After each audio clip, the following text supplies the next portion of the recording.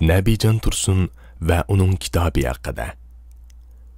Uyg'ur xalqining atoqli tarixshunosi, tarix fanlari doktori Nabijon Tursunning 30 yillik jafoliq emgaklarining natijasi. Uyg'ur xalqining qadimki davrlardan hozirgi davrgacha bo'lgan uzun asrlik tarixiy musofirlari ilmiy mufassal bayon qilingan 12 tomliq Uyg'ur umumiy tarixi dunyoga keldi.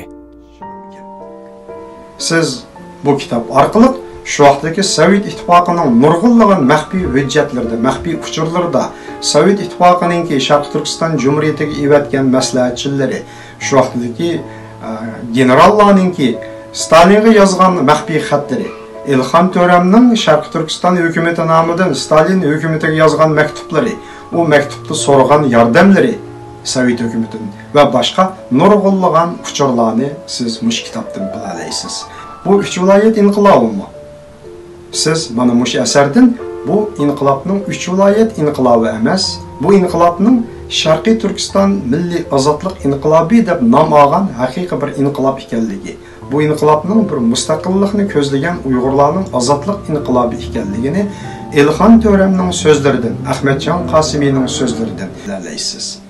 Ilhom To'ramning qandoq bo'lib Sovet ittifoqiga elib ketilganligi, shuningdek qandoq bo'lib Manas daryosi bo'yiga yetib kelgan milliy armiyaning to'xtab qolganligi, butun Sharq Turkistonni ozod qilaman deb kurashga otlangan, minglagan, 10 minglagan shu vaqtdagi milliy armiyaning jangchi fidoyilarining jon achchig'ida Manas daryosi bo'yida nima uchun to'xtab qolganligi, nima uchun olg'i siljiyanmaganligining sirlarini bilalaysiz.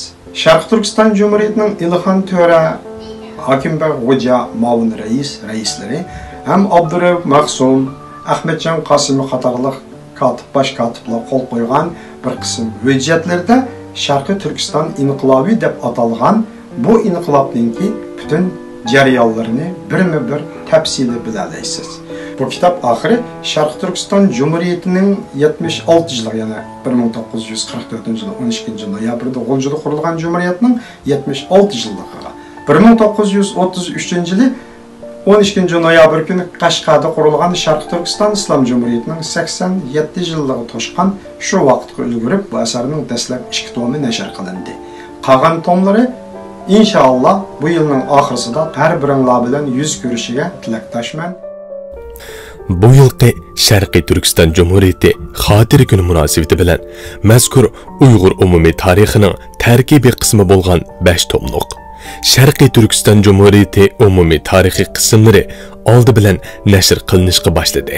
Mutaxassislar mazkur Sharqiy Turkiston Jumhuriyati umumiy tarixiga dunyoda 1944-yili 1949-yillardagi Sharqiy Turkiston Jumhuriyati haqida yozilgan asarlar ichidagi eng cho'nqur, eng atrofliq, eng ko'p manbalik, eng tafsili, ilmiy va eng zo'r hajmlik asar deb baho berishdi. Nabijon Tursun o'zining mukammal rus tili ochquchi orqali qadimning davomi bo'lgan oxirgi Uyg'ur davlati, Sharqiy Turkiston Jumhuriyatining g'albillari va fojialariga oid nurg'un sirlarni yeshish uchun Moskva arxivlaridan ko'plagan arxiv materiallarini to'pladi va bularni Uyg'ur manbalari, Amerika, Tayvan arxivlari va boshqalar bilan selishtirib analizlar yurgizdi.